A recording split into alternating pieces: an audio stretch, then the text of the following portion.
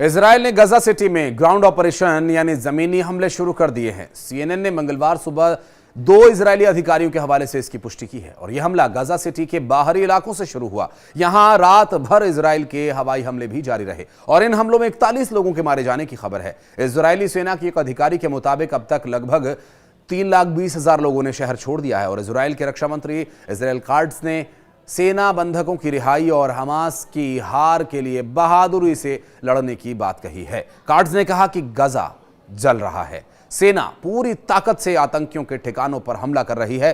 Israel ने पिछले महीने यानी अगस्त में गजा सिटी पर कब्जा करने की योजना को मंजूरी भी दी थी।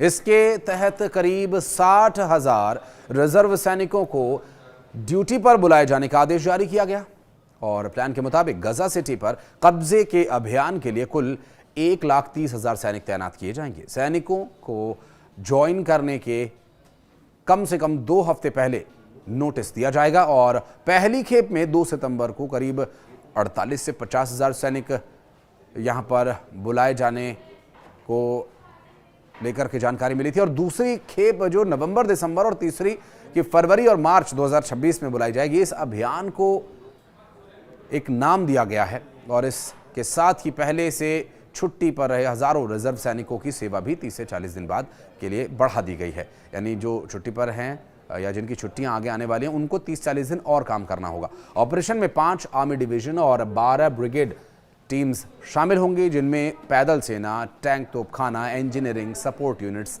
शामिल हैं। इसके अलावा गजा डिवीजन की नॉर्थ और साउथ ब्रिगेड भी इसमें हिस्सा ले रही हैं और मकसद सिटी में उन इलाकों में घुसना है जहां हमास के कब्जे में अभी भी कई बंधकों के होने की आशंका है। ये वो इलाके हैं जहां अब तक इजरायली सेना ने बड़े पैमाने पर कार्रवाई नहीं की थी। इजरायली सेना यानी आईडीएफ के मुताबिक गजा पट्टी के लगभग 75% हिस्से पर उनका नियंत्रण है और गजा सिटी पर उस इलाके में जहां 25% इलाका उनके कब्जे में है जो अभी कब्जे में नहीं है। फिलहाल गजा सिटी उन इलाकों को कब्जा करने का प्रयास गजा सिटी में सेना करेगा और हमास के पास 58 बंधक हैं। अनुमान यह भी है कि इनमें बंधक अभी भी लगभग 20 जिंदा हैं जबकि 28 मारे जा चुके हैं। बहरहाल आखिर जिसकी उम्मीद थी हुआ भी वही।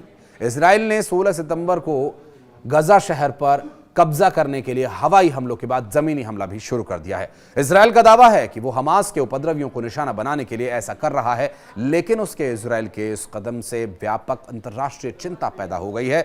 संयुक्त राष्ट्र ने इसे गजा में नरसंहार के रूप में इसकी निंदा की और एएफपी की रिपोर्ट के अनुसार संयुक्त राष्ट्र आयोग ने इजराइल पर फलस्तीनी क्षेत्र में नरसंहार करने का आरोप लगाया और कहा कि प्रधानमंत्री बेंजामिन नेतन्याहू और अन्य वरिष्ठ अधिकारियों ने अपराध को चिंगारी दी है।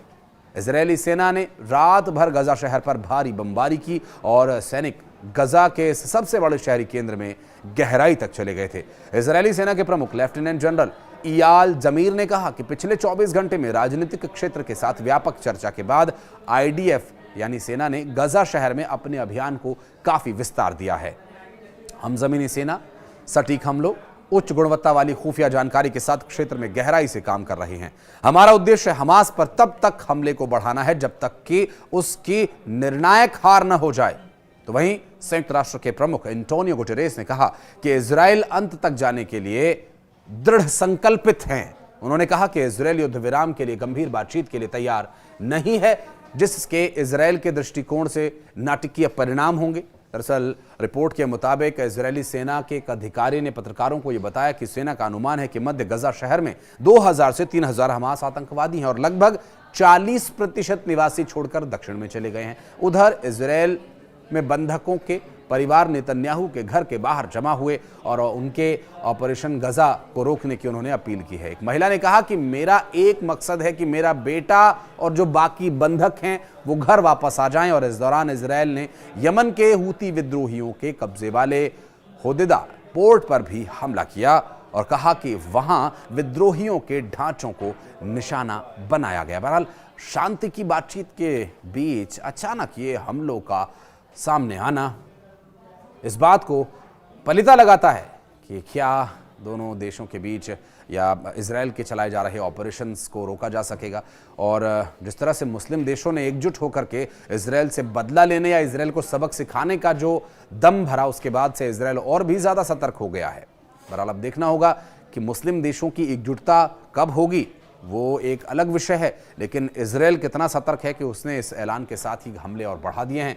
क्या ये आने वाले वक्त में शांति की ओर मार्ग को प्रशस्त करेगा या फिर ये युद्ध यूं ही चलता रहेगा?